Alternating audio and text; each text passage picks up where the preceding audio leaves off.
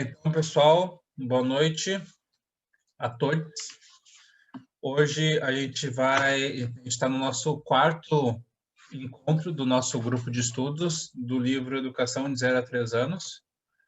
E nele a gente vai conversar sobre o capítulo 7, 8 e 9, isso, né? Não estou confuso agora. Acho que é 8, 9 e 10. 8, 9 e 10? Exatamente. 8, 9 e 10, brincar heurístico com objetos, capítulo 8. Eu posso começar, eu acho que falando sobre o Cesto dos Tesouros, né? Eu li comecei a ler esse capítulo, me interessei bastante, porque, olha só, é o Cesto dos Tesouros, é a evolução, digamos, deles, né? Eu achei muito interessante que logo na segunda página do capítulo, quando ele fala do Eureka ali, eu falei, nossa, uma coisa, né?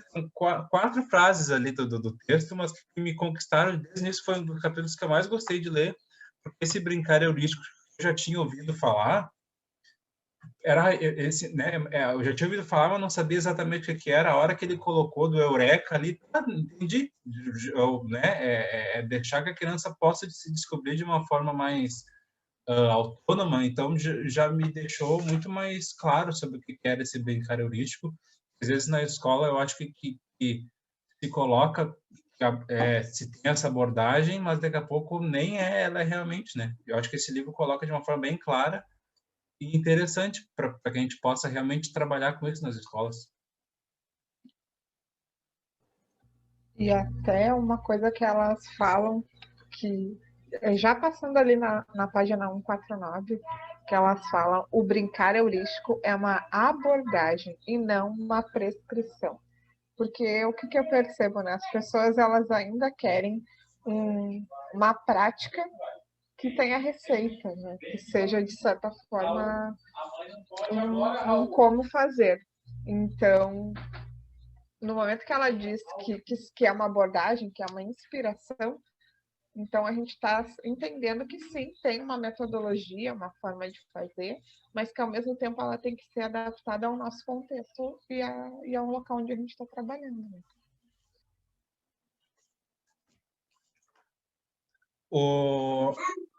Uma coisa que me tocou bastante ali foi na página... cadê? Página 49. Né, seguindo ali o que a lei destacou, né, a questão do heurístico, brincar heurístico não ser uma abordagem, não uma prescrição, ali no segundo parágrafo, segue algumas breves descrições de crianças entretidas com brincar heurístico em grupos de mais ou menos 8 crianças. As crianças são de 4 nacionalidades diferentes, mas não há diferenças óbvias na maneira como usam os materiais. Eu acho interessante a gente pensar isso, de que a hora que tu oferece algum objeto para a criança, tem como ela vai ler esse objeto, lógico, depende do que ela tem já de conhecimento sobre esse objeto, mas, né, de uma forma geral, ela vai querer explorar esse objeto, né? E sendo um objeto pensado para que ela possa explorar de forma livre, não vai ter muita dificuldade, porque o ser humano já tem essa curiosidade dentro de si, né, de querer explorar. Então, se o adulto tiver esse conhecimento e começar a pensar em como a criança possa interagir com esse objeto de uma forma que não vai ser mirabolante, né? Se tem um objeto, você não vai querer inventar algo que o adulto também não poderia inventar, sabe? E mais para frente até anotei o conceito ali, quem sabe eu estou me passando um pouquinho mais, mas da página 151, coloca assim algumas questões importantes ilustradas por essas observações. Do ponto 2, que ele coloca assim: no processo de exploração do material, não surge a questão sobre quais materiais maneiras estão corretas ou erradas do uso do mesmo. E daí tem um conceito que é bastante falado na educação física, que é de affordance. Não sei se vocês já ouviram falar, que é, por exemplo, assim, o que esse objeto incita em mim, né, na questão de movimento. Então, vocês vão ver, por exemplo, uma maçaneta. Uma maçaneta de porta, né, uma redondinha, incita que tu vá lá, apertar e vai girar para um lado para o outro. Uma maçaneta, né, aquelas de virar assim, incita que tu Oi, coloque a tua gente. mão. Atrás. Oi. Oi. Pode. A Ford vai trabalhar sobre isso, né? Como que o ser humano vai ler esse objeto e vai interagir com ele. E quanto mais a gente oferecer para a criança diferentes objetos, maior vai ser essa affordancy, porque ela vai começar a ler esses objetos como uma forma de intervenção que ela pode usufruir. E um exemplo, digamos, negativo, não seria negativo, mas que não é tão positivo da affordancy, é, por exemplo, aquelas portas de vidro. E a gente nunca sabe se a gente tem que empurrar e puxar. Esse é um exemplo de affordancy que não é bem pensado. Então, como esse adulto vai ler esse objeto e como essa criança vai ler esse objeto. E quanto mais possibilidades a gente der para ela interagir nesse mundo, mais fácil ela vai conseguir ler as dicas. Tá, eu entendi já que a caneca eu consigo colocar em cima, eu consigo botar uma bola dentro de uma caneca, mas se eu tentar botar o contrário, não vai dar certo. Enfim, são vivências que ela vai ter, e se a gente disser para ela, tu não pode colocar isso, o que adianta se ela não tiver essa vivência prática, né? E o adulto tem que tentar oferecer espaços para que isso aconteça. Como vocês falaram, algumas pessoas sugeriram, eu vou colocar aqui o slide só para vocês verem alguns pontos que, no caso, a gente destacou da nossa leitura, para ver se eles estão, se chegou para vocês também dessa forma o entendimento. Não sei se já está aparecendo. Tá, já.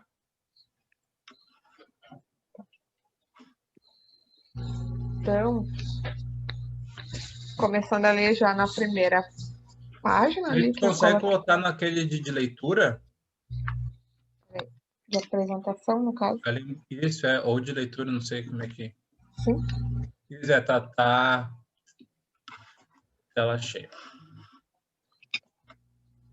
Coloquei vocês embaixo para eu ver todo mundo, então. Então, um dos pontos assim que acho que é bem importante é esse segundo quadradinho ali, ó, dar a devida importância à atividade exploratória. Por quê?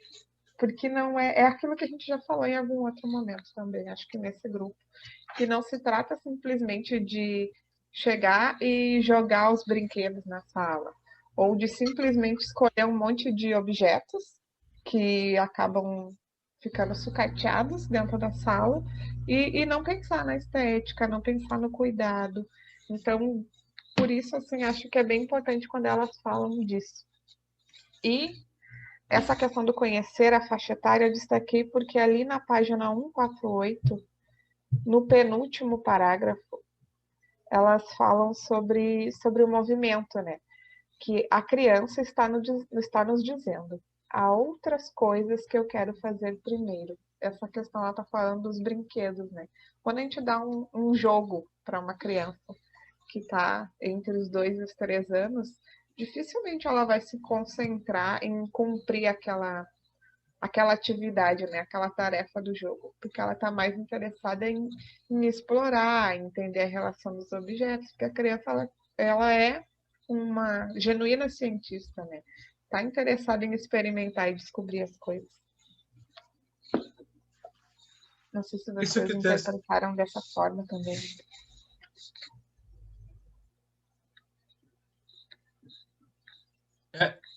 Me destacou também essa questão a hora que ele fala sobre a questão dos experimentos, né? De que o comportamento da criança, se o adulto permite que ela faça isso, é que nem o de cientista, de explorar, experimentar, tá, não deu certo, mas se eu tentar de novo com menos força, com mais força, enfim, e daqui a pouco o adulto olhando isso, se ele não tá com esse olhar preparado para dar essa atenção, para deixar que a criança se explore, o adulto vai pensar, essa criança está só repetindo um gesto, ela não entendeu que a bolinha não vai ficar em cima da pirâmide, mas e se ela tentar virar a pirâmide de outra forma, enfim, né? Tem várias formas de se fazer esse mesmo processo, e o adulto às vezes querendo ajudar, a gente às vezes quer ajudar, mas a gente limita uma possibilidade da criança aprender algo, né? Eu estava vendo, eu gravei esses dias com duas alunas da minha turma tentando colocar uma caixinha de brinquedos em cima, assim, no móvel, e as duas juntas tentando se fazer, e daí eu observando, né? Eu poderia ter ido lá e eu ter pego, porque eu ia pegar e nada ia cair. Eu deixei as duas verem lá, tentar se organizar sozinhas, e a minha colega foi lá e ajudou. E não, né, não foi um erro dela, foi só uma coisa que eu estava observando e ela estava ali, naquele momento, preocupada em arrumar a sala e ela só, né, a tarefa era arrumar a sala. Elas estavam fazendo, e elas estavam se organizando. Como é que eu vou empurrar? Como é que tu vai empurrar? Então, acho que o brincar heurístico, ele possibilita, ele nos dá essa arma, né, esse argumento, assim, de que o adulto possa deixar a criança brincar uma forma mais livre, né? E acreditar que essa criança possa brincar, ela consegue intervir nesse mundo sem a ajuda do adulto. E é por isso eu vou ter falado do sexto, né? Como é importante de que essa mesma metodologia a gente consiga se estender adiante, né? E o adulto vai estar ali como, como a Lei falou, a pessoa que vai estar dando um ponto seguro para que a criança possa expressar explorar de uma forma mais ampla. Por isso que eu achei bárbaro também quando elas colocam na página 152, elas colocam assim: é claro que isso também ocorre espontaneamente no processo de brincar com qualquer coisa que esteja disponível, mas geralmente apesar dos adultos e não por causa deles. Porque apesar da gente atrapalhar as crianças, ainda assim elas conseguem, né? Porque é espontâneo, né? É genuíno da criança esse interesse. Mas antes da gente dar seguimento, eu queria saber assim, o que é para vocês o brincar heurístico? Qual é a concepção que vocês têm disso, né? De brincar heurístico. O Bernardo fez uma relação com o cesto dos tesouros, como se fosse uma continuidade. Né? Mas e para vocês, de que forma isso chegou na vida educadora de vocês? Eu posso falar? Tá? É assim, como eu comecei agora, né, no município, e aí foi me passado isso do brincar heurístico, né, dos cestos tesouros, pela minha diretora. Então eu fui conhecer, né, fui entender, porque eu não tinha conhecimento, e aí eu estou seguindo alguns grupos, algumas oficinas, e aí eu fiz sobre o brincar heurístico, até recebi um kit do brincar heurístico para poder estar explorando em casa e sabendo o que é. Mas o que eu percebo, assim, que são elementos do dia a dia, né, do nosso uso. Ô, Bento, dá licença.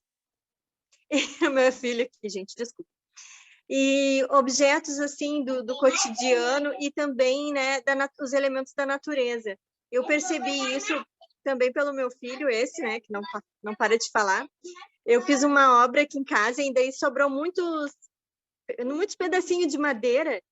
E ele foi juntando, pegou uma caixinha e foi juntando os pedacinhos de material que foi sobrando, e ele foi fazendo várias sequências, assim, e aí eu parei e fiquei olhando, nossa, é exatamente o que eu estou fazendo nas oficinas, que ele pegou aqueles objetos, né, que para mim ia ser descartado, que eu ia colocar fora, e ele começou a brincar com aquilo, e pegou pedaço de tijolo, várias coisas, e ele construiu grandes coisas, e cada vez que ele construía alguma coisa, ele me chamava para me mostrar.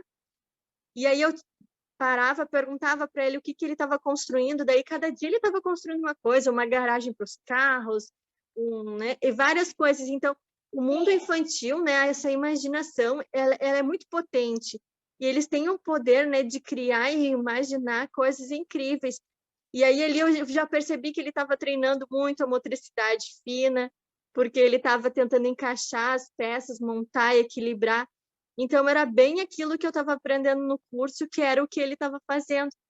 Então, como a gente tem que parar e observar, né, que às vezes não precisa ser determinado aquele material, mas as crianças fazem isso, como vocês falaram, né, no dia a dia, eles adoram esse tipo de material, né, concha, colher, pote, né, eles exploram muito essas coisas. Então, eu acho que a gente tem que, às vezes, perde esse tempo comprando material caro, brinquedo caro, e o que eles vão dar importância mesmo são as coisas mais do dia a dia, do cotidiano, que eles querem mesmo experimentar, né? E também a escola, ela não faz, não sei se é nessa parte ou mais adiante, que ela fala que a escola não traz a experiência real da casa, né? Porque a criança que fica com a família, ela aprende ali, tem a hora de fazer o almoço, tem a hora de lavar a louça, tem a hora de varrer a casa. Então, ela vai entendendo a funcionalidade real do convívio social dentro da família dela. E na escola não tem esses momentos, né? Talvez uma escola Waldorf vá ter a criança participar do preparo do almoço, enfim. Mas dentro da nossa realidade, a maioria das escolas não oferece essas experiências do real. Então, até tem uma parte que é muito boa que eles falam na 152, quando eles estão falando sobre a descoberta da penicilina, por exemplo. E daí elas dizem que, para elas, as crianças, uma coisa leva a outra, em um processo prazeroso de descoberta, o que, por sua vez, leva a praticar mais e a fazer crescer as habilidades. Né, que ela está contando ali da criança que pega 2 rolinhos do mesmo tamanho, tenta encaixar, vê que não dá. Daí pega um pouco menor e ele passa por dentro. Então, a criança, ela se permite, né, arriscar e errar. São coisas que a gente também não se permite depois de adulta. Né? Muitas decisões a gente não toma por medo medo do julgamento, medo do fracasso, medo do erro. E a criança não, ela sempre se permite. Né? Mas vamos continuar mais a gente falar essa concepção do brincar heurístico. Ô, Lediane. Oi, pessoal, boa noite. Priscila. Eu tenho... É uma questão que eu conheço muito pouco, né? Já contei isso para vocês, eu estou aprendendo agora, estou conhecendo agora. E a gente tem feito um trabalho lá com as educadoras, e quando a gente... Tem 1 mês e pouco, quando a gente falou a primeira vez, a gente fez uma vinculação muito grande com a questão do brinquedo, que não é o brinquedo pronto. Porque, claro que pode haver uma descoberta com o brinquedo pronto, sim. Né? A criança, ela extrapola tudo aquilo que a gente tem de imaginário, né? É típico dela. Mas o brinquedo que tem o material não estruturado, nós acreditamos que essa descoberta ela é muito maior. Porque a gente entrega algo para a criança, se você entrega um carrinho, né? Um brinquedo ali de plástico, ou mesmo que seja um de madeira, você já traz essa ideia de que aquilo é um carrinho e ela vai brincar como sendo um carrinho. Diferente de quando você dá um toquinho e ela vincula esse brincar da descoberta como sendo outras coisas, que ora é um carrinho, que ora é um trator, que ora é um caminhão, e que ora não é nada disso, é um sapato. Né? Então, eu acredito que por isso que fica tudo tão...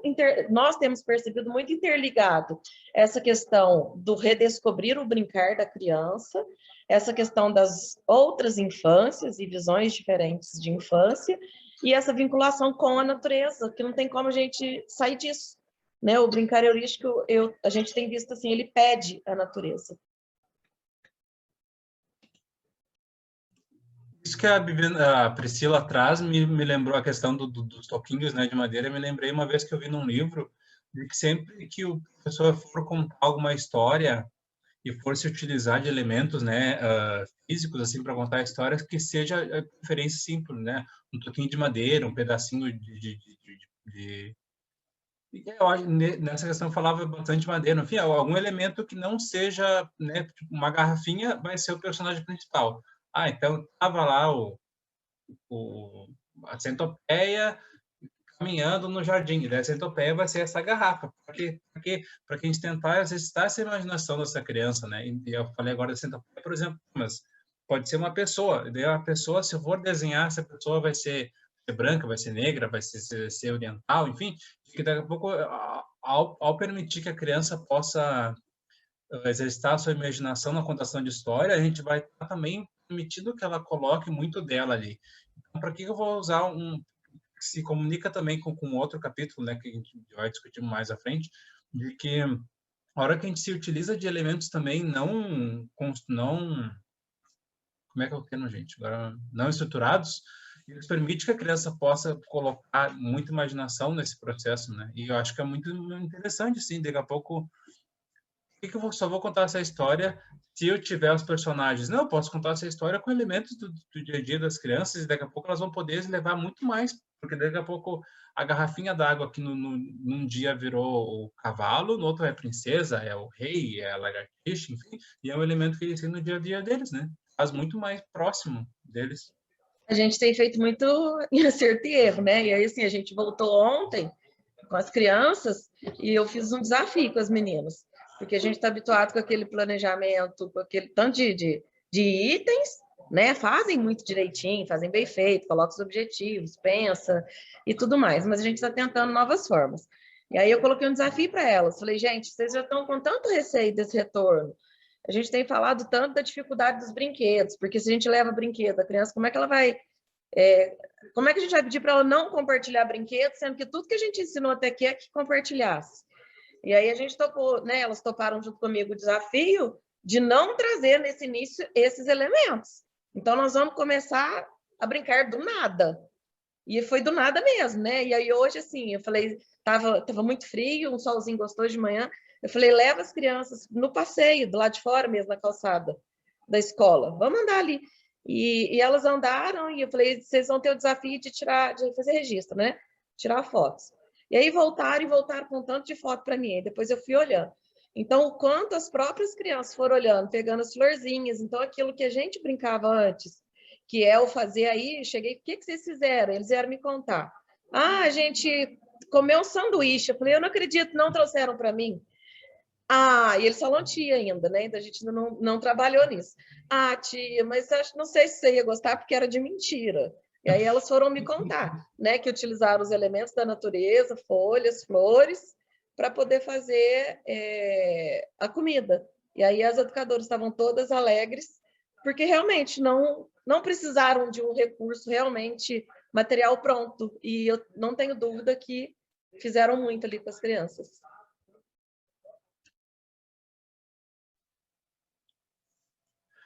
É interessante, né, ver quando o adulto se permitir que as crianças né, se explorem, assim, e aí, enquanto educadores, a gente tem que se permitir também, né, se descobrir, assim, e ver que a gente pode errar, que nem tu tá falando, esse desafio, né, e o quanto isso nos coloca como possibilidades também de intervenção. Acho que a Thaís ia falar, né? A Thaís abriu o microfone e fechou. Eu vejo o brincar heurístico como a criança sendo protagonista da história que ela cria ali, né? História, brincadeira, aprendizagem. Eu estou trabalhando com uma bebê de 11 meses e ela tem o cesto, né? Ela tem todos os materiais assim para trabalhar e eu vejo como faz diferença, sabe? Eu não preciso estar falando para ela, isso é para te fazer tal coisa, não. Ela vai sentindo aquilo ali, ela vai mexendo, ela vai desenvolvendo e cada pouco que eu vou trazendo assim, eu vou trocando ou vou trazendo algumas outras coisas novas, ela vai desenvolvendo, eu vou mostrando novamente, né? Ela vai desenvolvendo mais aquilo ali assim. E é magnífico, né? Até eu gravei um vídeo e mostrei para minha família e meu pai, mas como é que ela sabia que isso aí, se ela batesse, fazia barulho? Daí eu falei, olha, tudo é um estudo, vai indo aos pouquinhos.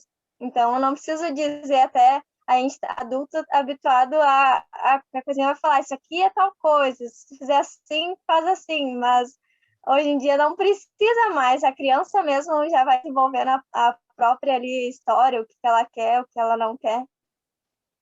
É isso aí. Agora eu quero dizer para vocês como é que eu vejo a maioria das escolas fazendo o brincar heurístico, tá? E aí, lendo aqui, tem a ver e também não tem. Mas eu vejo assim, escolhe um lugar, por exemplo, se tiver uma sala de balé, né? Que geralmente muitas escolas têm. Aí coloca um tapetinho para cada criança, coloca os objetos, e aí conversa com o grupo, leva lá. É o momento do brincar heurístico. Mas aí, lendo aqui, também se separa um grupo, as crianças, mas tem uma sacola com, no mínimo, 15 elementos de cada. Só aí já dá o primeiro choque de realidade, né? A gente, se tem 15 elementos no total, já é bastante, né? Então, tipo, porque o conceito dela, que a Elinor traz, é justamente a criança poder, a partir da brincadeira, do brincar heurístico, ela ir desenvolvendo outros conceitos, como conceitos matemáticos, como trabalhar com grupo, com classificação, com seleção. Então, não é que está errado. A gente adaptou na nossa realidade e eu também faço o brincar heurístico assim. né? Faz uma sessão de brincar heurístico, organiza ali o espaço, pensa. Mas às vezes a gente nem dispõe de um lugar para poder fazer esses momentos com as crianças, né? Porque dentro da sala não dá, porque já é a sala referência. Aí você vai na sala de outra turma, é tudo novo, as crianças vão querer explorar a sala da outra turma. Se é na cozinha, elas vão querer comer. Então, é difícil até escolher um lugar para poder fazer. E também não é todo dia. Aí eu vi algumas escolas que tem todo dia sessão de ateliê. Também não, e aí a sessão de ateliê é o brincar heurístico. Também não pode ser todo dia, porque é uma coisa especial como elas trazem, né? E aí tem uma parte, que é na página 155, quando ela fala envolvendo as crianças na reorganização. E aí ela fala: outra tarefa que cabe à cuidadora é cuidar do relógio, para permitir que haja tempo para encerrar sem pressa a sessão. Não é aquela coisa, pessoal, acabou, vamos guardar tudo, que agora é a hora do lanche, que é o que a gente vê, né? Não é assim, ela está percebendo que está chegando o momento, porque aí é o nosso papel, é o papel de planejar antes, né? Ser um facilitador e planejar um depois também. Agora a gente está vendo que está chegando perto da hora, aquelas crianças que já não estão interessadas já vai começando a guardar, nomear as coisas. Então é uma questão de costume. Não quer dizer nem que eu sei fazer isso, porque é bem difícil, na verdade. Mas de pelo menos a gente tomar consciência e ir tentando, porque eu acho que a gente apressa muito as crianças na escola, né? No contexto geral. Não só no brincar heurístico, não só nos tesouros. A gente tem pouca comunicação verbal com as crianças. Ô, Lidiane, e Bernardo, meninas, eu penso assim, né? Nessa questão do cesto do tesouro, desde que começou a se ter, existe também uma proposta do que se tem, muitas coisas, do que se deve ter dentro desse cesto do tesouro, né? O qual, porque cada material tem a sua finalidade. E às vezes não, o meu medo dentro dessas novas abordagens é a gente só trocar o material e cair nessa perspectiva da mesma coisa, né? Só se muda o material, porém não se muda a sua forma de agir ou de pensar e da sua observação, né?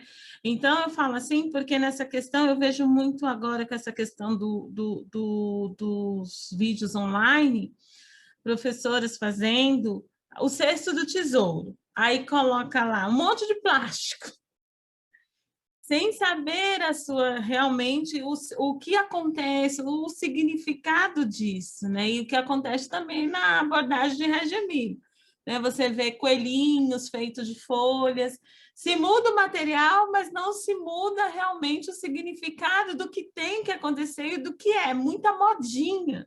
Né? E eu acho que nós temos que tomar muito cuidado com essa questão disso, né? De não ser moda, mas sim ser o diferencial dentro da nossa, como foi dito, né? Dentro da nossa realidade, do que podemos realizar e fazer.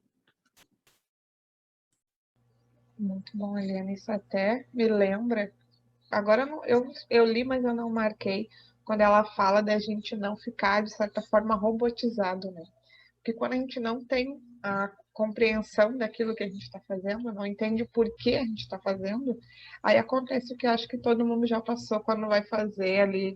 E agora vai ser movimento livre, tá? Abordagem Pickford. Deixa as crianças fazer tudo que elas quiserem, eu não vou falar nada. As crianças lá chorando, se batendo, caindo, e tu tá lá estático, porque eu não posso intervir, só observar e registrar. Não é isso também, né? Não é ser permissivo, né? Então, acho que isso tem a ver. A gente não contextualiza e também a gente quer que as crianças que eram adaptadas a uma realidade, de repente, simplesmente caem numa abordagem nova e agora é assim que se faz aqui. Né? Não dá para ser assim também. Gente, alguém tem mais algo? Eu tenho 2 pontos que eu acho que, né, que são bem interessantes e que, pelo menos, acho que são bons para tanto que se a gente for se utilizar, né, da abordagem do texto do tesouro, dos heurístico, como que eu acho que é uma coisa que eu li o texto e no dia seguinte já comecei a implementar e eu acho que funcionou de certa forma, juntar a questão, né, que geralmente ali numa página 156, no segundo parágrafo ali, é recomendável não fazer um pedido para todas as crianças do tipo, quem vai me ajudar? Pois há sempre o risco de que a resposta seja eu não. Uma tática melhor consiste em dar um objeto para uma criança que esteja próxima, um rolo de cabelos, digamos, e indicar por meio de gestos que ela deve colocá-lo na sacola aberta. Daí, na questão do brincar heurístico, seria, né, o adulto tentar não intervir falando, mas eu tentei adaptar para a rotina da escola, né? Ao invés de ficar assim, pessoal, vamos começar a guarda-guarda. Comecei a falar assim, ó, fulaninho, guarda isso aqui lá, por favor. Beltraninho, guarda isso aqui. Junto com a questão de aumentar o repertório, né, o vocabulário, que daqui a pouco ele brinca com aquilo ali, mas ele não sabe direito o nome, né? Pega o carrinho tal e guarda lá. Aumenta o repertório e também eu não tinha prestado atenção, mas a possibilidade que tem essa questão do guardar, né, de separar o objeto, se linka depois com a matemática. Eu achei, né, a hora que depois tu pensa, meio lógico, mas essa consciência eu acho que é muito importante, né, que tem ali no final dessa página ali. Além disso, as crianças estão praticando a seleção e a discriminação entre as diferentes categorias de objeto, o que é o primeiro estágio da habilidade de classificar, que leva finalmente ao conceito matemático de grupos. Então, né, eu acho que a gente trabalha tantos elementos e é importante que a gente saiba disso, né, para que a nossa prática esteja já qualificada e que a gente tenha o entendimento de que a gente está trabalhando também a matemática sem falar nenhuma vez em número, né? E é importante que a gente saiba disso para que a gente possa, se uma pessoa de fora ver, mas tu não trabalha matemática, mas eu estou trabalhando. Se tu quer matemática, esse meu que eu estou fazendo, conversando com as crianças dessa forma, e isso envolve matemática. Eu acho que é importante a gente... Nesse mesmo parágrafo, né, tem uma coisa que ela fala que a gente já comentou, que é da gente também se preservar enquanto saúde, vamos dizer assim, né? Porque no momento que as crianças elas estão integradas no guardar, no participar, isso não fica toda hora, porque a gente sabe que faz mal para a nossa coluna ficar toda hora se abaixando, toda hora ali, né, como dizia minha colega, né, de 4 pés, porque na verdade quem trabalha com bebês é isso, né, a gente passa engatinhando e guardando coisas. Né? Então, também é uma forma da gente se preservar, e ela coloca isso como uma das coisas talvez a mais importante, né? Que é pensar na saúde física do adulto, do educador que está ali com as crianças. Diz que eram duas colocações, né? Eu acho que falou uma. Como é que é? Tu tinha dito que tinha 2 apontamentos. Era esse, da questão do guarda-guarda, como ele se linka com a matemática. E também só um detalhezinho, que eles falam em PCD, não, em crianças portadoras de necessidades especiais, que a gente falou lá no primeiro ou segundo encontro, sobre, né, tipo, esse livro, ele tá avançado, digamos, para a sua época, porque estava trazendo esses temas à tona, mas também ele tem a marca desse tempo, né, de que essa é uma nomenclatura que a gente não usa mais. Eu acho interessante e importante ressaltar para que a gente não passe batido, sabe? E aí, ao longo, depois ali no final, ela traz sobre os materiais necessários, dá sugestões, assim como foi no Cesto dos Tesouros. E tem uma questão que acho que a gente não falou, mas é importante, que é dentro da nossa realidade, quando a gente vai organizar o brincar heurístico, é a gente pensar em objetos que conversem, tá? Por exemplo, se eu vou oferecer areia na exploração do brincar heurístico, eu vou dar areia, mas aí não tem nada que as crianças possam transportar. Não tem potes, não tem uma peneira, não tem um funil. Então, olhem para aquilo que vocês estão oferecendo e pensem em que objetos vão conversar para uma exploração. Porque para oferecer os não contáveis, que são a água, a areia, a farinha, as pedras pequenas, né? Então, quais são os objetos que vão conversar com isso? E isso eu acho que fala bem pouco, mas é uma coisa importante para a gente pensar dentro da nossa realidade. Acho que ela talvez vai abordar mais isso nas bandejas de experimentação. Alguém tem mais algum ponto relacionado ao capítulo 8, pessoal? Eu me lembrei agora, eu me lembrei da seleção dos objetos, que nem tu falou, Lid, a importância de selecionar esses que conversem. E também de acordo com o número de crianças do grupo, né? Que nem tu falou, vai fazer um grupo de 4 crianças. Não tem como botar uma peneira, né? Tem que ser, no mínimo, uma peneira para cada criança, porque senão vai dar um outro conflito, né? Que todos vão querer a peneira.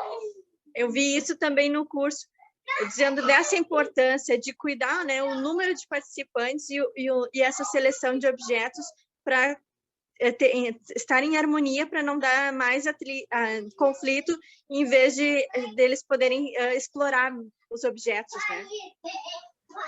Porque se eles têm objetos suficientes, não vai gerar o conflito e nem a necessidade de intervir na exploração do outro.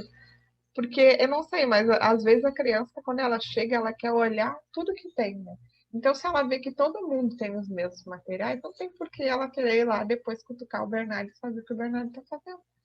Né? Ela vai criar a própria exploração dela. Então, também isso é bem importante, assim, não é a quantidade, não é a variedade, mas é a quantidade que importa. E as trocas vão ser mais potencializadas, né? Por exemplo, se tem peneira para todo mundo, e eu estou vendo que a Lady está peneirando areia, que era uma ideia que daqui a pouco eu não tive, eu não preciso ir até a Lediane pegar a peneira dela, eu consigo ver, observar, eu consigo fazer isso também, né? Então, o adulto está tentando organizar melhor para que a prática se torne melhor para a criança e para ele. Então, chegamos, então, no capítulo 9, crianças em seu terceiro ano de vida. Eu achei bem interessante que ele separa, né, os anos para que a gente possa segmentar melhor e conseguir ver com mais detalhes cada uma dessas partes que são bem diferentes e se relacionam entre si. Eu achei bem interessante essa parte. Eu acho legal uma coisa assim que ela já falou ali no início, que é a concepção de que a criança com 3 anos ela já está tendo mais autonomia. Mas, ao mesmo tempo, ela ainda está desenvolvendo as suas capacidades motores e a sua capacidade de comunicação, né, da linguagem oral. Então, ela tem que lidar com tudo isso. E qual é o nosso instinto? É de podar tudo isso, né? A criança está falando demais, a gente quer que ela fale menos. Está se movimentando demais, a gente quer que ela se movimente menos. Então, como é que a gente vai lidar com tudo isso que está acontecendo? E aí, isso não está no livro, mas eu queria saber, assim, de vocês, se vocês acham que autonomia e protagonismo é a mesma coisa, e se não é, como é que vocês entendem essa diferença? Quando a gente fala lá no ambiente da escola, promover autonomia e promover protagonismo. Porque a gente escuta muito isso, né? Tá na moda, como disse a Helena, né? Protagonismo infantil e a autonomia das crianças. Mas é a mesma coisa ou não é a mesma coisa?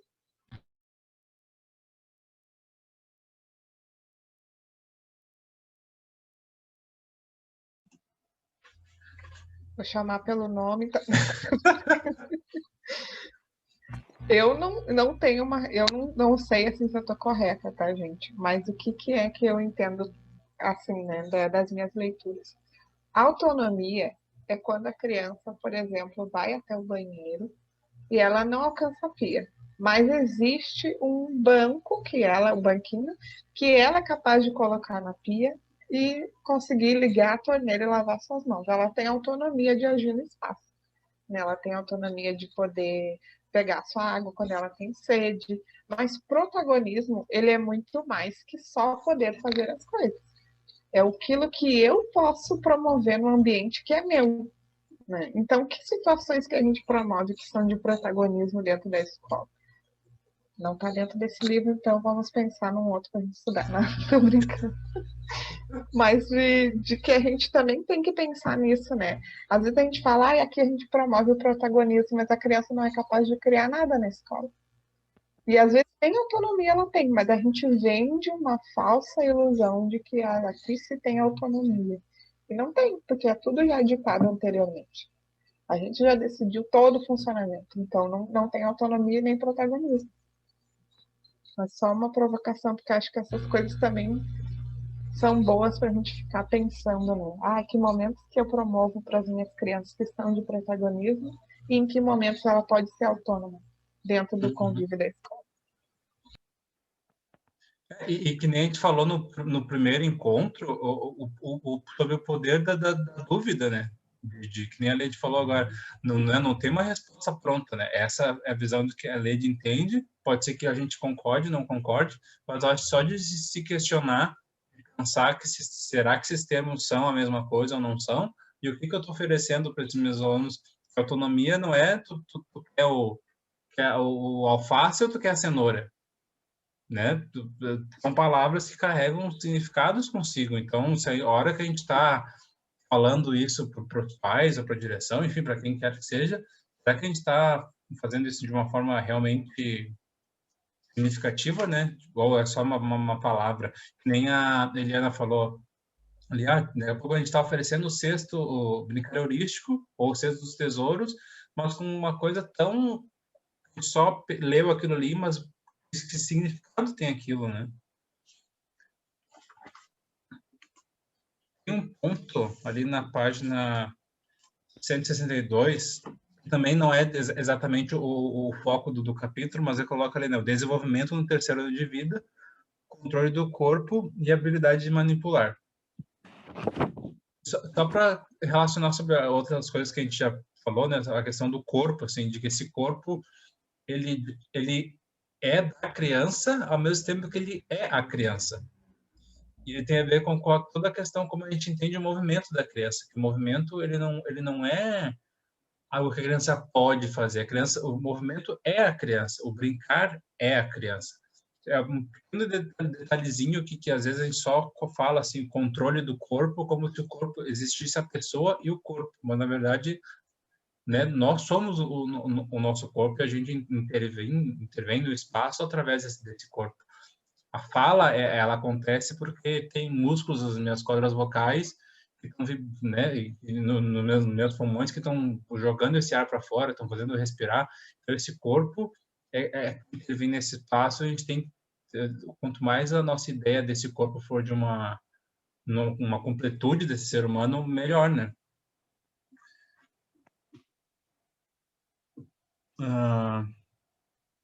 Eu acho, linkando, né, a questão, continuando a questão que eu destaquei nesse capítulo, nessa parte, foi a questão, muitas vezes, grita para o adulto observá-la com prazer e orgulho da habilidade adquirida.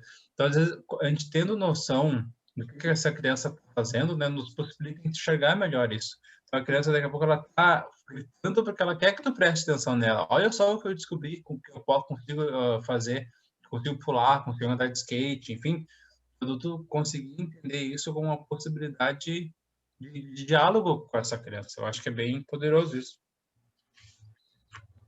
Eu não sei como foi para vocês, mas eu acho que esse capítulo, ele salta muitas coisas, né?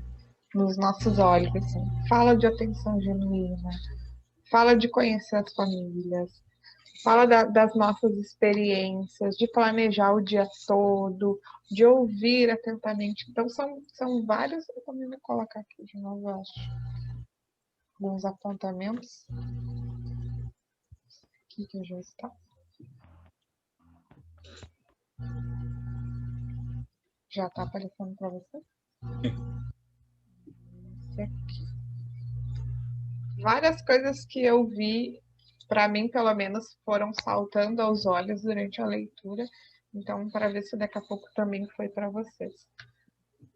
Porque a gente olha, quando ela faz a divisão, a criança de 2 anos, a criança de 3, pode se assemelhar em muitos pontos.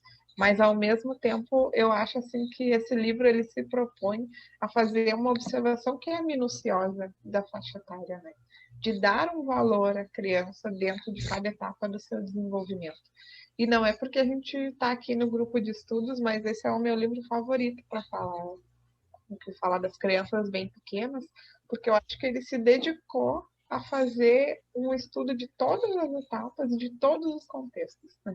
Claro que pode estar já está ultrapassado em alguns pontos, porque as crianças são muito rápidas, né? A evolução do comportamento é muito rápida, mas ao mesmo tempo é uma base muito sólida para pelo menos quem quer trabalhar ou está se propondo a trabalhar com bebês.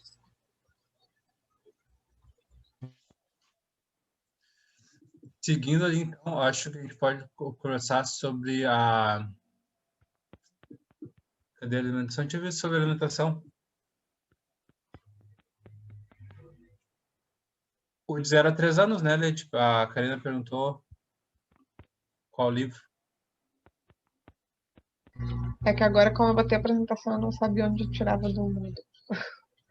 Mas é esse livro em si que eu tô falando mesmo. E o que é ali vocês querem que a gente vá indo por pontos? Eu acho que é importante vocês virem trazendo as colocações. O que foi que vocês destacaram na leitura também?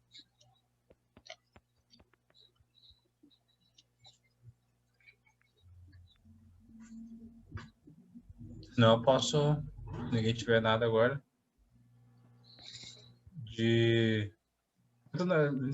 Juntando a questão tanto da alimentação ali, depois vai ser abordada na questão, no final do ponto da alimentação ali. Nessa idade, ela tem prazer nos aspectos sociais da hora de comer e conversa animadamente com suas companhias.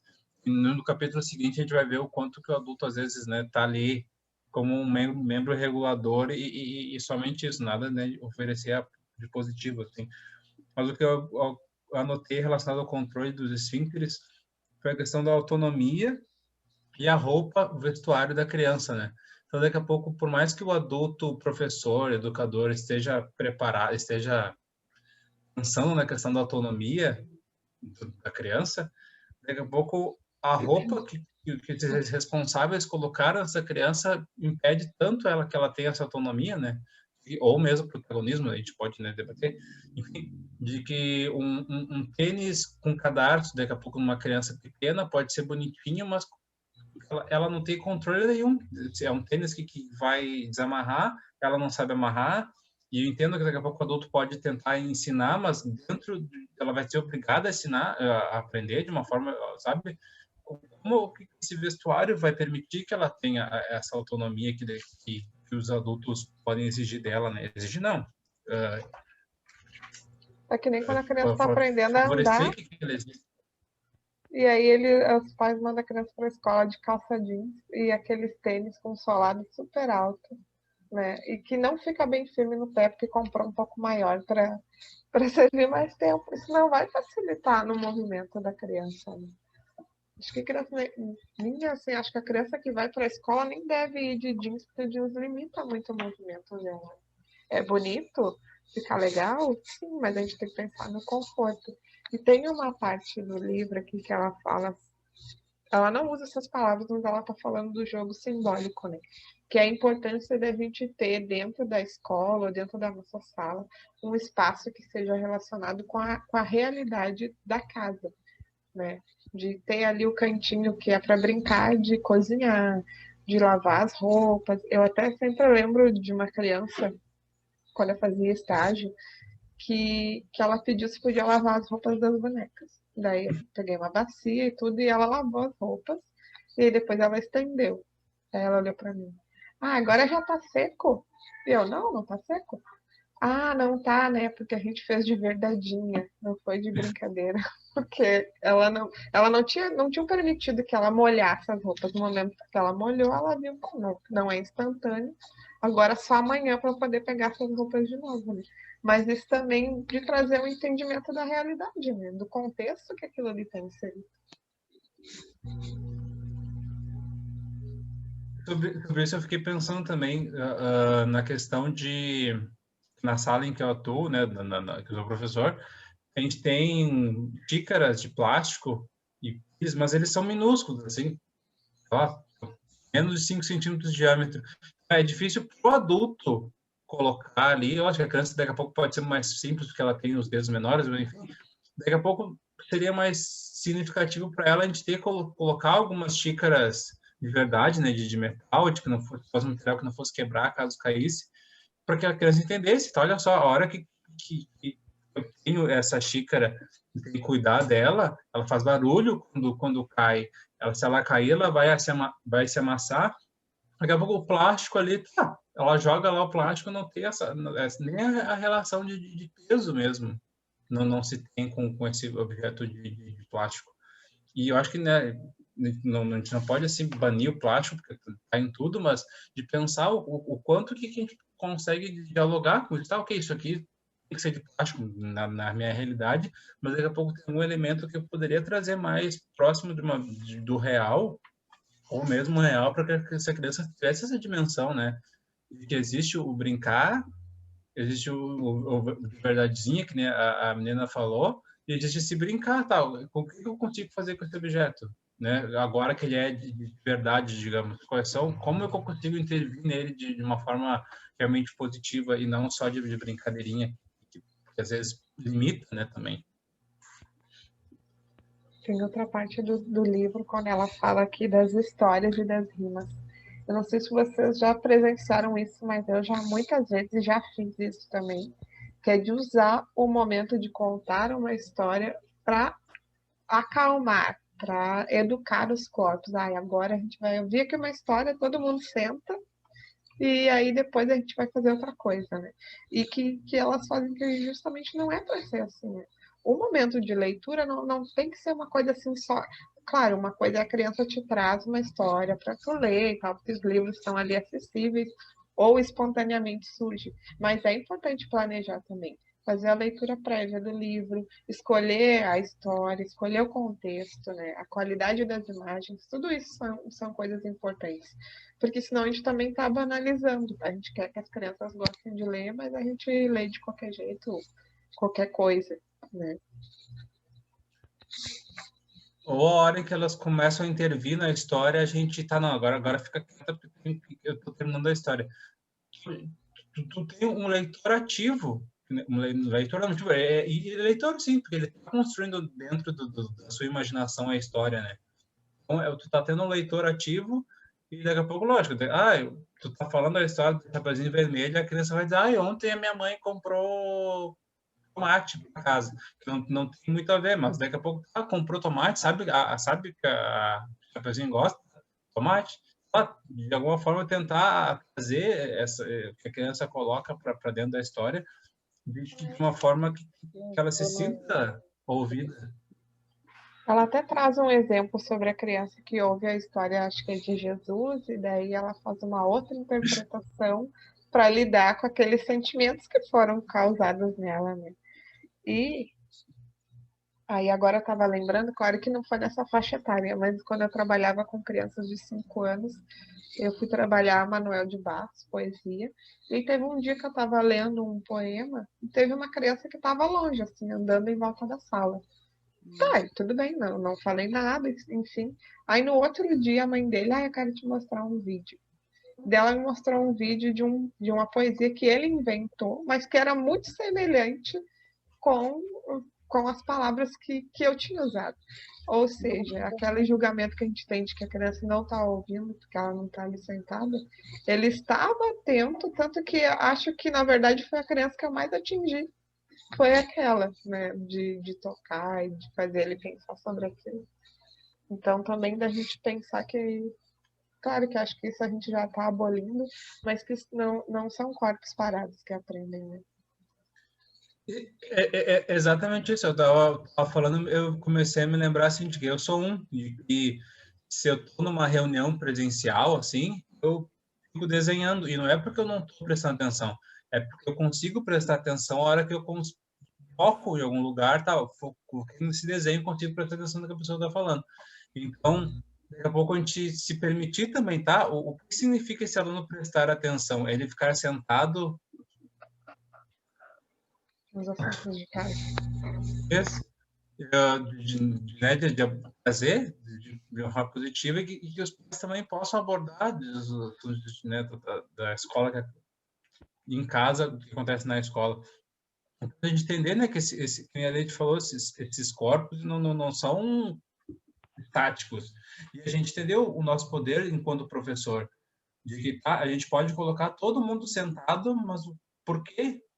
Porque assim é mais fácil para que a gente controle essas crianças. Mas tá, e se utilizar de uma forma mais sadia desse nosso poder enquanto professor, sabe? Entendendo que a gente tem um grande... Ele existe e a gente tem bastante influência nas crianças. E aí, mais adiante, eu acho muito legal que o livro, apesar de ser um livro que foi publicado em 99, então ele foi escrito e pensado anteriormente, ele traz várias questões que são atuais, né? Que é da questão do gênero, do racismo, das crianças que são diferentes. Então, já nesses escritos, ela já trazia sugestões, né? Por exemplo, tem uma que eu achei fantástica de quando se tem alguma criança que é cadeirante ou tem alguma dificuldade motora, de ter uma obra de arte de alguém que a pintou, sei lá, usando a boca ou os pés e ter a imagem desse artista trabalhando. Olha só, a gente não pensa nessas coisas, né? Então, de certa forma, essa é uma leitura que, ao mesmo tempo que eu estou lendo, eu vou me incomodando de pensar, meu Deus, por que eu não pensei nisso? Por que essa coisa que é dada não está na minha prática, né? Então, de como a gente também vai fazendo esse movimento de querer fazer e, ao mesmo tempo, se incomodar de não estar fazendo. E dialoga com aquela questão da organização do espaço, né, também.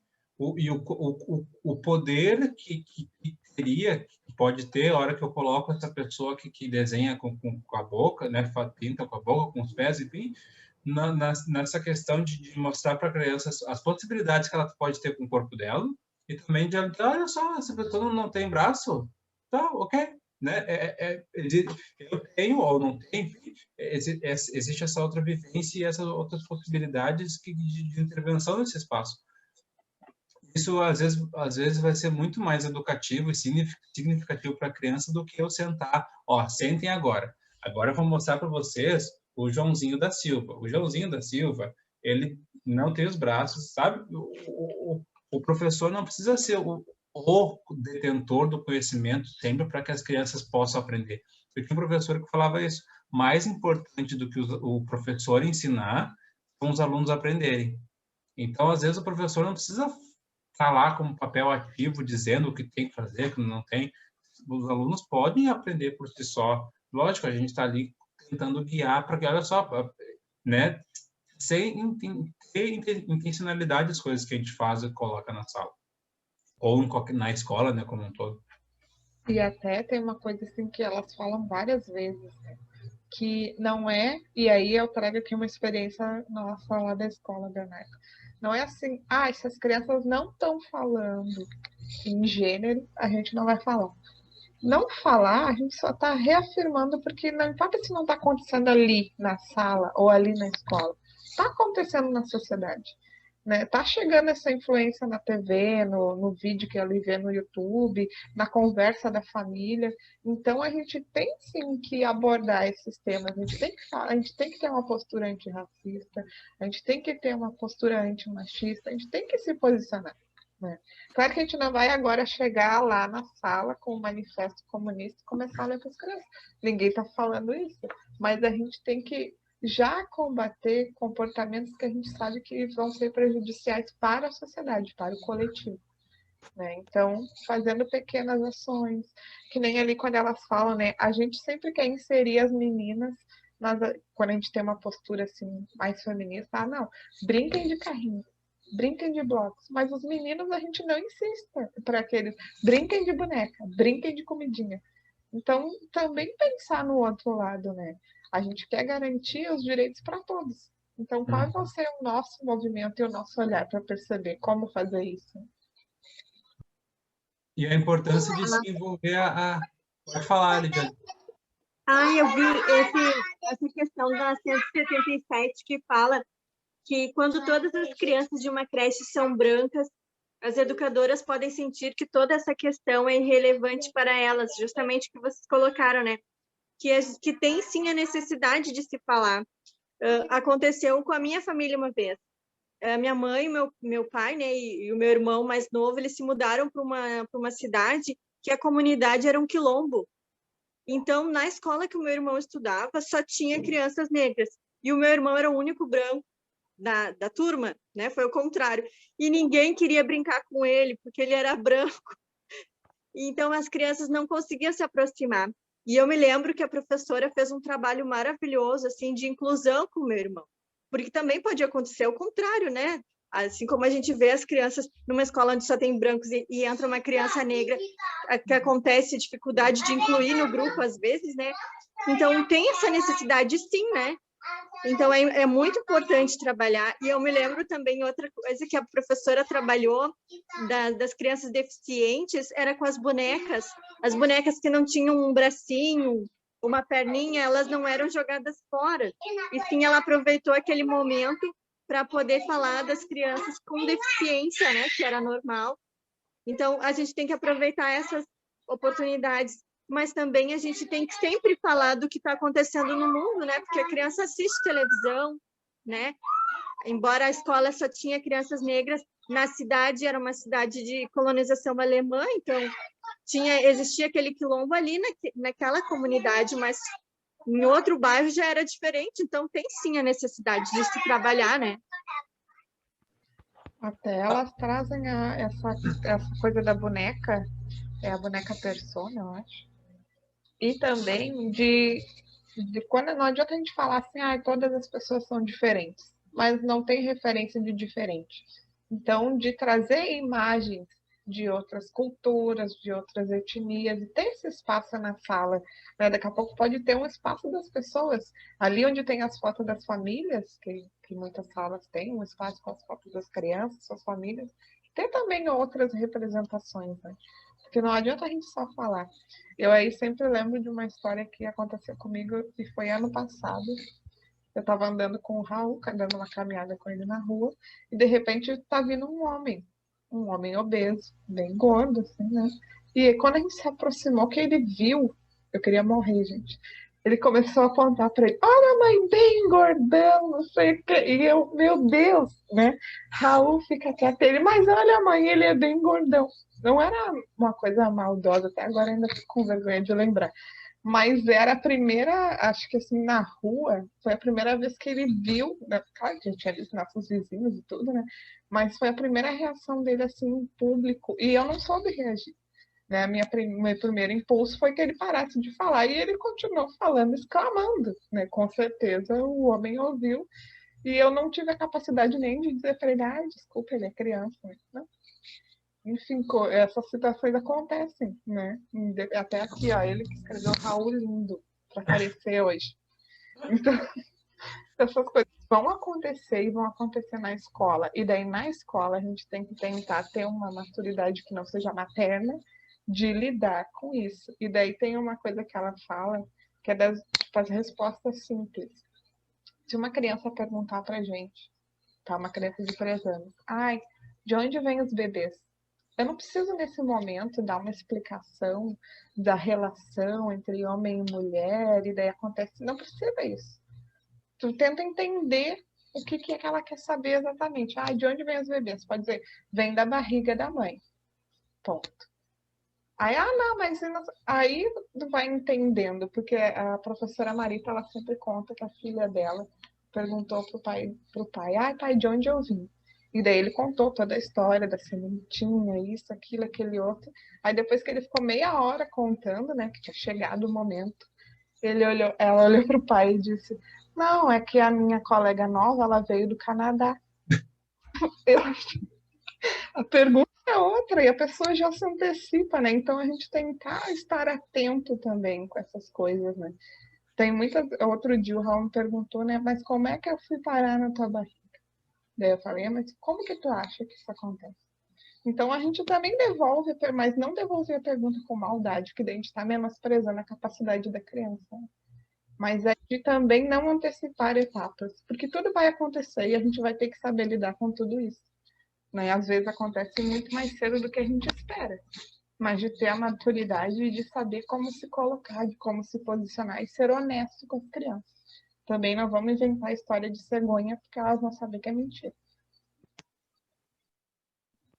Pessoal, nós temos mais 20 minutos de encontro.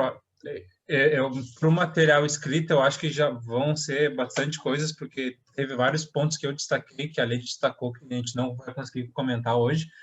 Mas eu acho que são várias coisas. Esse capítulo foi muito trouxe bastante coisas para mim, ideias e tal. Alguém gostaria de falar mais alguma coisa? Senão a gente já pode ir para o capítulo 10.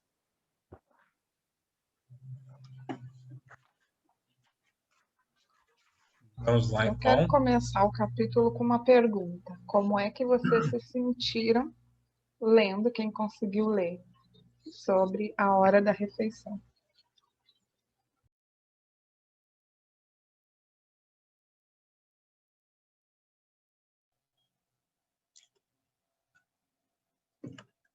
Eu não sei vocês, mas eu me senti meio estranho, assim. A gente estava comentando antes do grupo de contrastante, né? A realidade da escola de vocês conseguiram achar parecida ou bem diferente da apresentada no livro?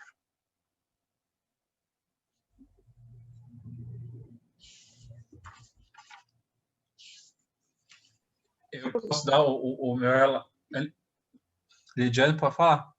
Eu achei um ponto parecido aqui na página 193, onde mas só que eu achei parecido com, assim, no sentido que primeiro que a carne é depois, primeiro a gente oferece, né, no caso o arroz, o feijão, a batatinha, e depois, no segundo momento, que a gente oferece a carne. Era assim, pelo menos, na minha escolinha, mas não porque eu determinei, foi assim, eu tinha uma colega que era mais experiente, que ela dizia assim, as crianças se alimentam melhor se tu oferecer primeiro, elas comem, daí se tu oferecer o feijão, o arroz, uma batatinha ou a massa, eles comem, mas se tu oferecer a carne primeiro, eles não vão comer a mistura, no caso. Então, ela oferecia primeiro isso, aí a saladinha e a carne depois. Eu já achava diferente da minha casa, da minha realidade, porque eu gostava de dar comida para as crianças, para os meus filhos misturado, né? Gostava de fazer aquela meio papinha, assim, misturava. E aí ali é o jeito que a escolinha dava e realmente funcionava. Mas o principal, assim, a gente não respeita muito na escola, né? A vontade da criança. A gente não pergunta muito para eles, né? E não dá, assim, também a oportunidade deles comerem com o garfinho e a faquinha, né? A gente oferece a colher e daí a gente vê que eles estão demorando muito, a gente vai lá e dá logo aquela comida, porque senão vai passar a hora do almoço, então a gente não respeita, né, o tempo da criança. Isso que é mais chocante, né? Que eu acho, assim, que eu li e eu fiquei bem surpresa, assim, de não respeitar isso. É complicado, né? E o livro traz bastante a questão da cultural como outra cultura, sei lá, outro país e tal, mas a gente pode também, que nem tu comentou, Lidiane, disso, de tem essa escola que tem essa cultura, essa outra escola tem essa cultura, e nenhuma tá certa e nenhuma tá errada. Né? Dependendo do ponto de vista que tu vai olhar, tu vai dizer, essa escola botar depois é ruim porque limita a criança, ou botar antes é ruim porque não dá a possibilidade de comer depois, enfim, né? Não tem certo, não tem errado quando a gente fala de cultura. Tem diferentes formas de fazer essa mesma coisa, mas eu acho que um dos pontos, né, que mais se destaca nesse capítulo é essa questão do respeito à criança, o quanto que para o adulto o comer é um motivo de festa. O que a gente vai, meu aniversário, vamos hoje nos reunir numa pizzaria e comer, porque eu quero estar com vocês comendo, né, nesse dia que eu quero comemorar. E quanto na escola de educação infantil, alimentar uma relação fisiológica e vamos cumprir com o tempo. E a gente, né, dificulta que isso possa ser prazeroso para a criança. E eu acho que uma coisa interessante, não sei como é que é na realidade de vocês, mas na escola que eu trabalho tem a nutricionista, e né, tem o cardápio, tá, tem tudo mais. Só que eu acho tão ruim quando tem um nutricionista que diz a criança tem que comer carboidratos, vitaminas, minerais, feijão, ferro, blá, blá, mas ela não está no chão da escola. Ela não entende como é que é a dinâmica. Daqui a pouco, oferecer tudo, né, a dinâmica, a cultura que tem na escola que eu trabalho a gente oferece tudo para a criança, por mais que ela não queira. Tipo, a gente coloca tudo no prato e depois a criança, na segunda servida, ela pode escolher o que ela come.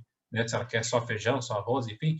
Mas daqui a pouco, será que isso é a melhor forma de se oferecer? Quem sabe possa ser num livro lá, mas dentro da realidade daquela escola, será que faz sentido, sabe?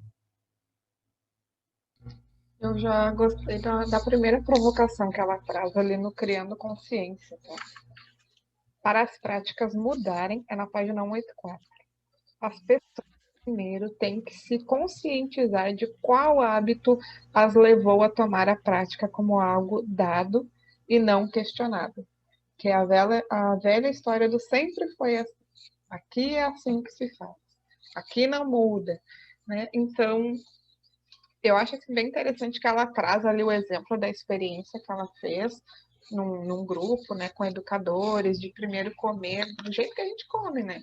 Ah, sabe que tem uma hora para se alimentar e a comida vem com uma aparência boa. Até depois, se vocês conseguirem procurar na internet vídeos, tanto da Itália como de Budapeste, das crianças se alimentando, né, que vem o carrinho, até no Peru também tem escolas, né, inspiradas nessas abordagens, e daí a criança se serve. E eu acho que o primeiro movimento, e daí entra dentro daquela história das micro-revoluções, é a gente tentar humanizar, dentro do que é possível na nossa escola, o momento da alimentação. Como, por exemplo, adotar a toalha de mesa, porque já torna uma coisa mais acolhedora, né? Aí as crianças vão participar desse momento, vão escolher a toalha, vão colocar na mesa. As crianças que já são um pouco maiores podem ajudar a colocar os pratos, os talheres. Isso já vai envolver conceitos de matemática também. Ah, nós somos 9, então quantos pratos a gente precisa, né? Quantas colheres? Vamos usar faca ou não? Então, de dentro das nossas possibilidades, inserindo esses contextos para facilitar, porque daqui a pouco não vai ser possível ter uma mesa para cada educadora referência, sentar com 4 crianças para o momento da alimentação. Não é possível porque o nosso refeitório é longo. Mas o que é possível fazer dentro disso? Será que daqui a pouco não é mais válido que as crianças menores possam comer na sala? Ou isso é ruim? Porque a sala é tudo. Então, tipo, de chegar e conversar com a gestão também, não ter tudo já dado e não ser contestado. E de falar, olha, eu percebo que no refeitório, quando todo mundo come junto, tem muito barulho, os bebês se distraem, os bebês choram, o choro atrapalha os mais velhos. Então, acho que não, que tem que mudar, que tem que ir uma turma de cada vez. De negociar com a escola também. Porque eu acho que a gente é muito passivo e esse é um momento que devia ser bom para todo mundo, mas eu tenho para mim que o momento da alimentação é o momento mais desgastante da rotina dentro da escola, tanto para as crianças quanto para os adultos. E não deveria ser assim, né? Deveria ser o melhor momento, que é o momento da descontração, e acabou que a gente transformou, pelo menos dentro de algumas realidades que eu já vi, num momento desgastante para todo mundo. E eu acho que o exercício que né, é relatado nesse capítulo é bem interessante para que nem outra fala que a gente pode retomar de outros encontros.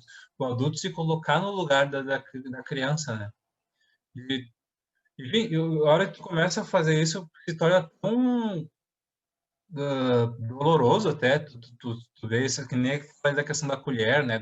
O adulto, né, o adulto quer ajudar. A gente entende isso, né? Ninguém coloca uma colher ali para limpar a boca, que nem coloca no exemplo, né? Com uma forma de agredir. Mas, né, se colocar no lugar da criança, a gente vê que não é uma coisa saudável, né? Eu acho que nem ela estava falando de tentar, dentro da nossa realidade, né? Um relato que eu tenho, que logo depois, no dia seguinte de ler essa parte do livro, foi assim, de tentar evitar o levantar. Pode ser uma coisa pequena, né? E dentro de uma dinâmica da escola que eu trabalho, funcionou bastante. Eu percebi que a hora que eu e a minha colega, a gente levanta menos, levanta, serve, volta, e já diminuiu muito mais a agitação deles, porque já fica um ambiente mais calmo, sabe?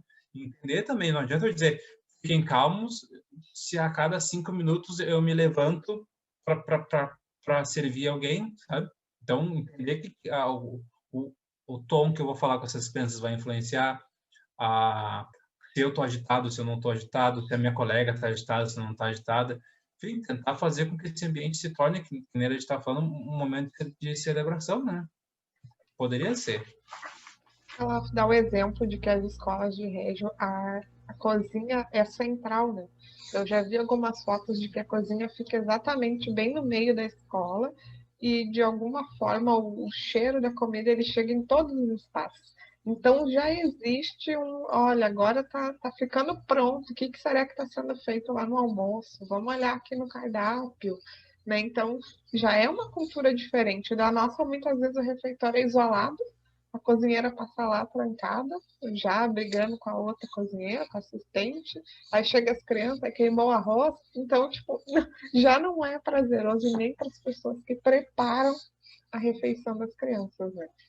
E aí tem também coisas básicas, né? Para mim, a sensação que fica quando eu leio isso, não é que o que está escrito, na verdade, ela expõe tudo de uma maneira muito tranquila, né? E muito sugestiva. Mas o meu primeiro sentimento é de vergonha. E depois é de indignação, porque não depende só de mim, né? Depende de toda a organização da escola. Eu posso fazer pequenos movimentos para melhorar para as minhas crianças, mas e para as outras, né?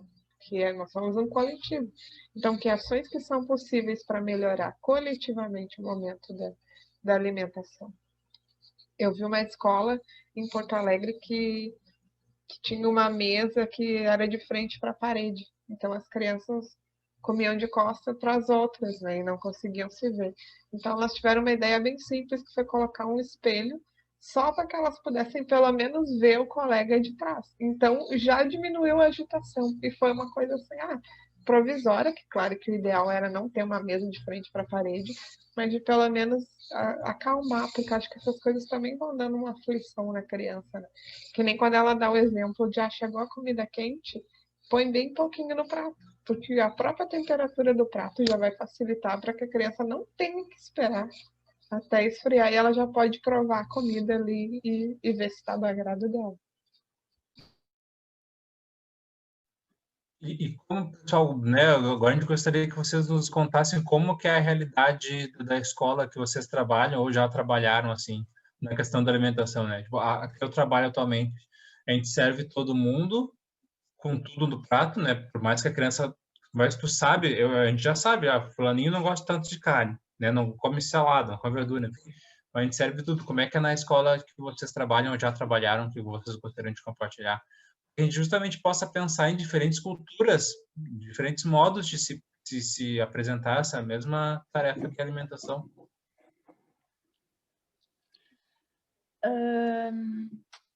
Eu teve uma escola que eu trabalhei e outra que eu fiz estágio, né? A escola que eu fiz estágio, quem servia era nós, as professoras, né? Serviam as crianças no buffet. E daí, na hora de repetir, eles se serviam. Peraí, só um minutinho. Alimentar ou dormir. Ou os dois.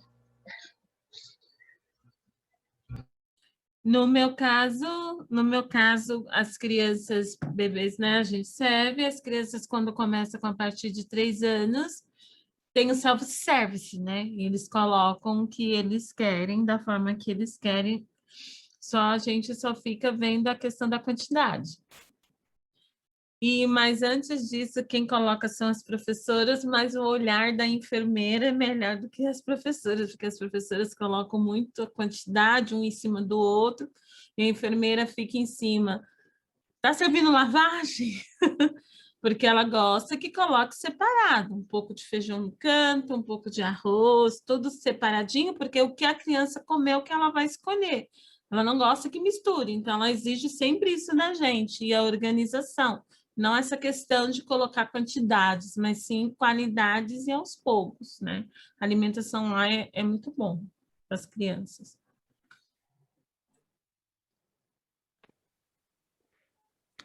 Eu trabalho atualmente em Novo Hamburgo e eu acho que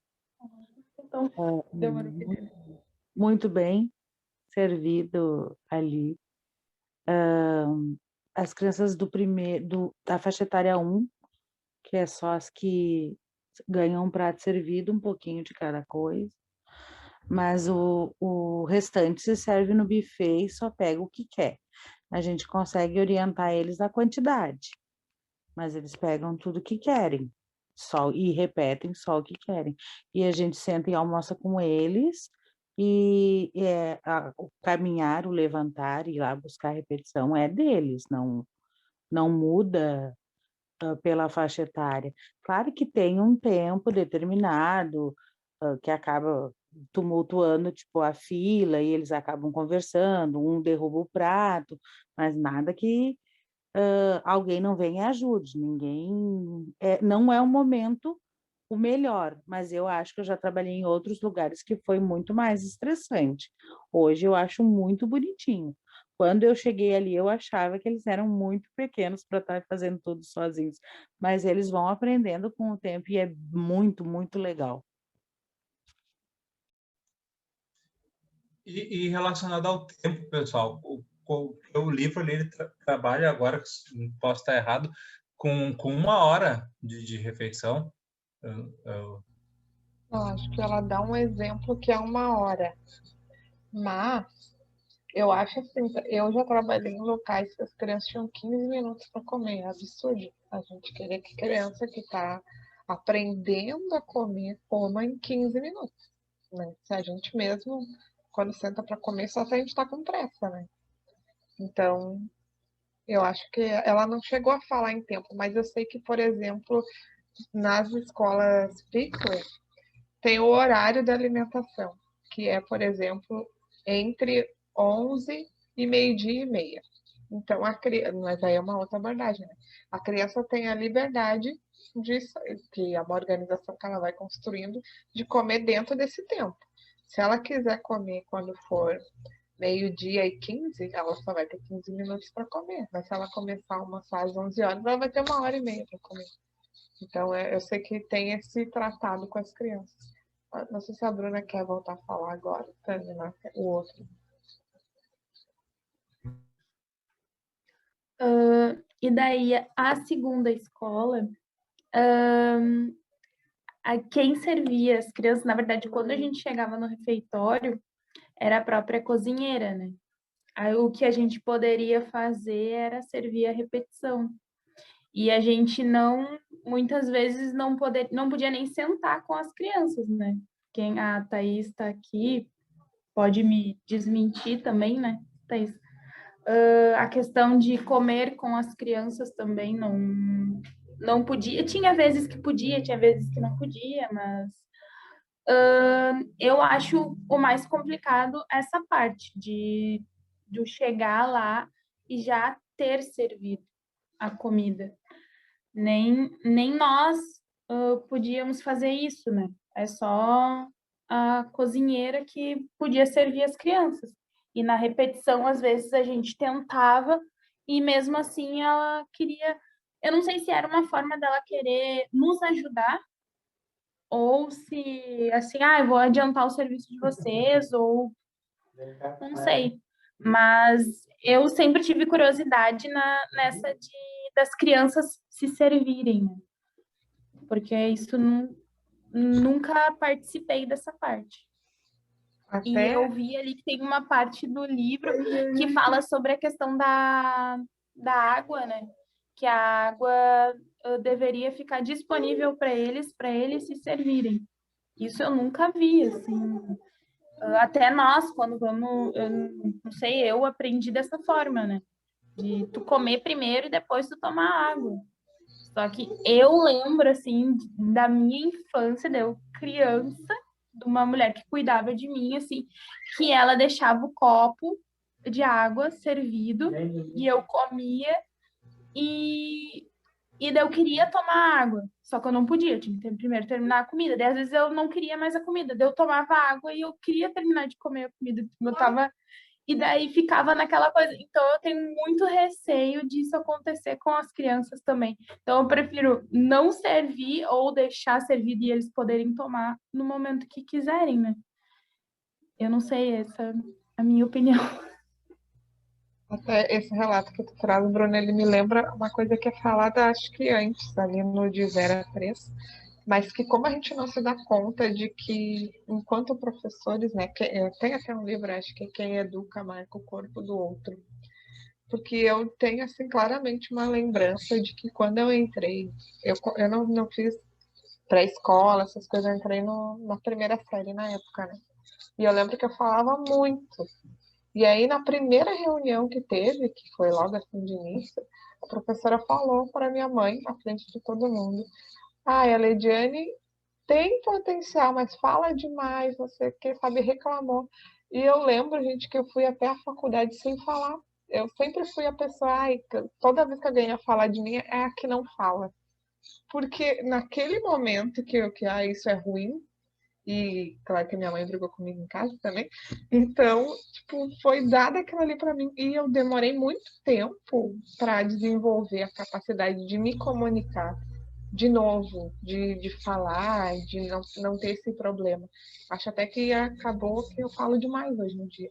Consegui recuperar um pouco da criança que foi, né, sufocada Eu queria naquela dizer, época. recuperar os anos não falados. Mas o que eu queria falar quando a Bruna estava ali falando é que é o que ela fala ali de quando a gente vai introduzir uma nova abordagem. Como acontece com todas as mudanças significativas na experiência de uma creche, sempre haverá dificuldades práticas associadas com uma nova maneira de pensar a alimentação. E daí no final ela fala, né, que é aconselhável preparar o terreno com cuidado. Não adianta a gente simplesmente chegar e agora é assim, né? Todo mundo tem, uma coisa que ela reforça ao longo do livro, né? Tudo tem que estar de comum acordo com toda a equipe, porque todos educam. Então não adianta uma decisão ser tomada só lá na sala da coordenadora e da diretora e não estar em comum acordo com os professores, com os funcionários, né?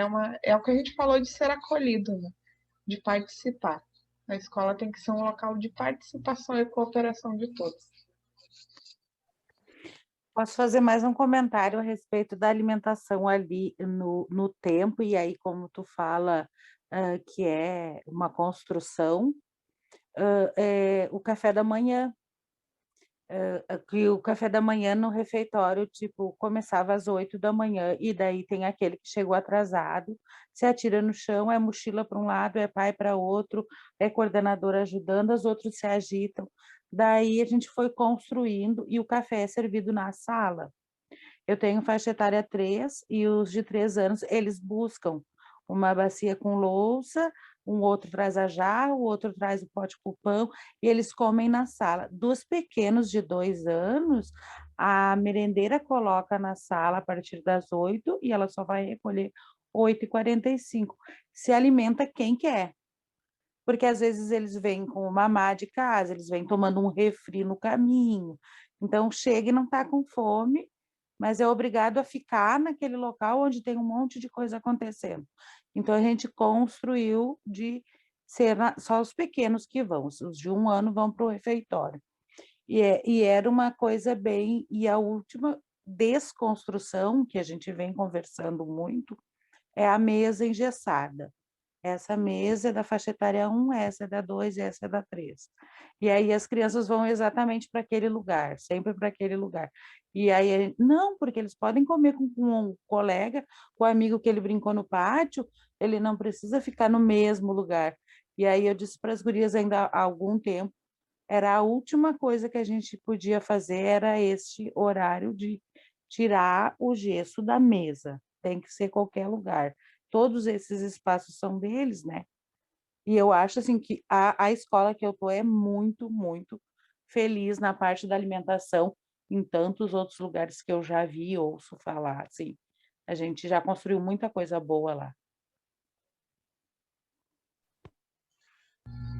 Eu acho que uma coisa que a gente pode tirar, né, tentando encerrar agora um pouquinho, isso que a Semi falou, você pode chamar de Semi? Acho que sim. No primeiro encontro, né, tu se apresentou como Semi também. Eu acho que isso, a hora que a gente começa a olhar para a nossa realidade e pensar que ela pode ser diferente, a gente pode intervir, né, de uma maneira positiva nela. Por isso a gente perguntou, a gente quis saber como é que é a realidade de vocês nessa questão objetiva da alimentação. Ela acontece diversas vezes ao dia, todos os dias, então ela é repetitiva, né? Então é muito fácil a gente se, tipo, ok, de novo, mas o quanto de potencial que tem. Então, é legal a gente ver como são outras realidades que a gente pode pensar a nossa e poder intervir positivamente a fim de que a vida das crianças e a nossa vida mesmo, enquanto trabalhador ali, se torne mais satisfatória e mais positiva, né?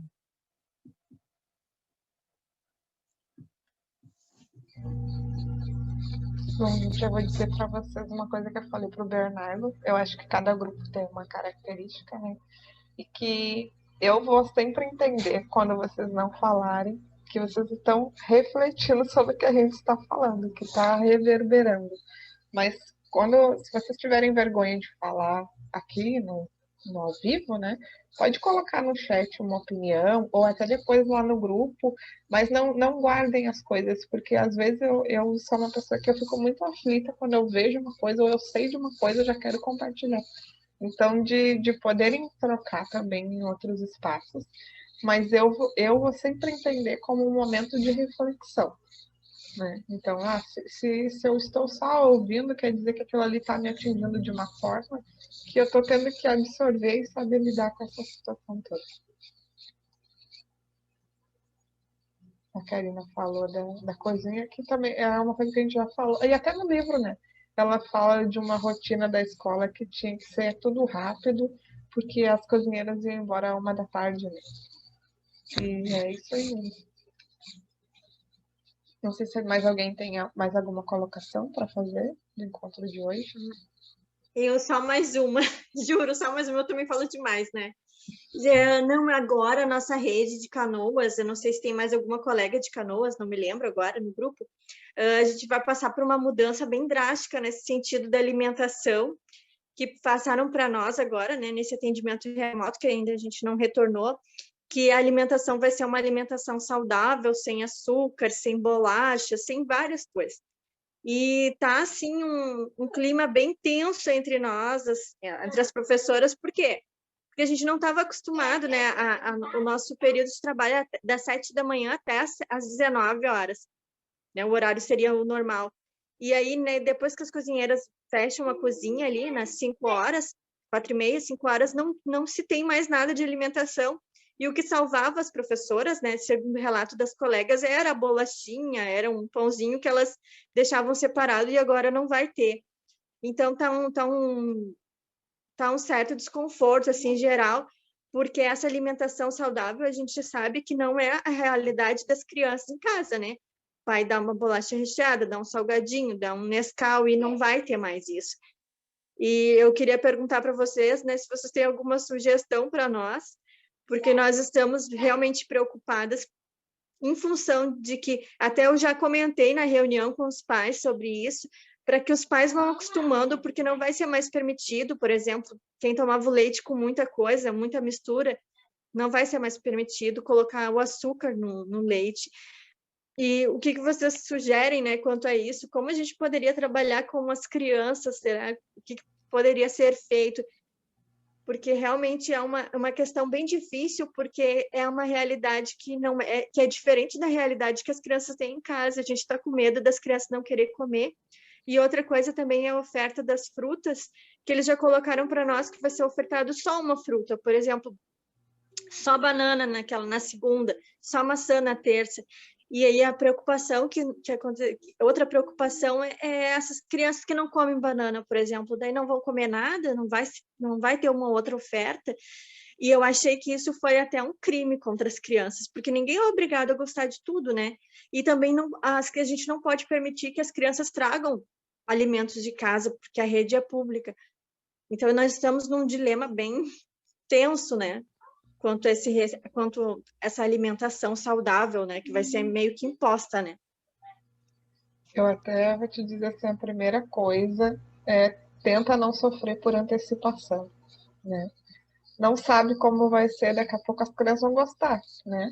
É uma hipótese. Claro que não deveria ter sido tomada uma postura dessa maneira e sem um caminho, né? Vai ser assim, agora começamos, o leite não vai ter mais mistura, o leite puro, a fórmula que a criança toma. Não, tipo, deveria ser uma coisa gradual, né? Já que as crianças estão habituadas. Mas primeiro tenta não sofrer. E segundo, eu já tive a experiência de uma escola que era tudo integral, nada de açúcar, nada de sal. A Cláudia trabalha comigo nesse espaço, e as crianças se alimentavam bem, gostavam da comida. Né? Claro que eu acho que também era um contexto delas, de que as famílias tinham esse cuidado, né? Numa escola privada, enfim. Mas de tentar ter esse diálogo. Eu não, até acho que foi a Karina que colocou agora ali. Se essa mudança toda foi por causa da pandemia, sabe? Eles não falaram nada. Foi? E a escola que o Raul frequenta, que é uma escola pública, frequenta, mas não está frequentando agora porque está fechado, né? Lá também as crianças, elas foram tirando, eles também comem tudo saudável agora e não pode. Então as famílias sofreram muito, né? Porque teve um momento, uma reunião que a gente ficou sabendo que fazia uma semana que as crianças ganhavam mamão, porque era a única fruta que estava vindo da prefeitura. Só que a gente não podia, nem se a gente quisesse contribuir, levar maçã, né? Não podia, porque a escola só aceita um protocolo sanitário o alimento que vem da própria demanda da prefeitura. Então tem coisas que fogem da nossa alçada também.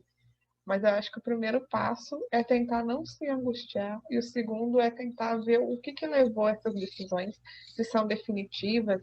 Não dá para oferecer mais do que uma fruta ali depois do horário que a cozinha fecha, se não tem a bolacha, não dá para ficar uma fruta disponível para as crianças comerem, né? Então, de buscar estratégias dentro da escola e com a prefeitura também. E eu acho que bem assim, uma vez que se iniciarem as aulas e começar a ver como é que é, repensar essa prática, né? Né? Individualmente, coletivo de professores, daqui a pouco chamar os pais também para intervir, porque, né?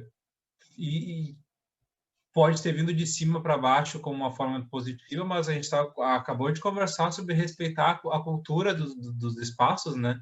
Então, por mais que possa não ser a alimentação mais saudável, mas tu dizer que a outra é saudável e dizer abolir do nada é uma coisa quase colonizadora, assim, ó, esse é o certo de se comer, ponto, né? Mas eu acho que a dica da Leite, eu acho que é bem preciosa, assim, de não se angustiar antecipadamente, porque daqui a pouco pode ser um processo mais simples do que a gente está pensando que pode ser, né? Pessoal, são 10h13. Eu acho que a gente pode, né, encerrando. Como todo encontro, a gente sempre sabe que a conversa nunca termina, né? Mas então, que nem a gente estava seguindo os combinados, o vídeo vai ser enviado para vocês assim que possível e o material escrito provavelmente no final de semana, então.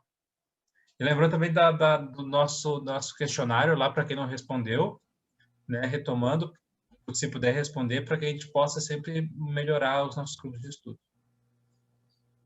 Até já teve algumas sugestões que a gente já tentou implementar, mas, por exemplo, o uso do slide, ao mesmo tempo que ele é bom, para quando a gente está apresentando, não aparece todo mundo, né? Então, é uma coisa assim, que dá uma certa angústia, que nem eu quero ver quem está com a câmera aberta, quero ver quem está falando, mas vamos exercitando isso também. Exatamente. Então, por enquanto é boa noite e fica aberto, então, para a gente seguir nessas trocas lá no grupo. Tchau, pessoal. Boa noite. Tchau, boa noite. Boa noite, pessoal. Obrigada. Boa noite a todo mundo. Boa noite.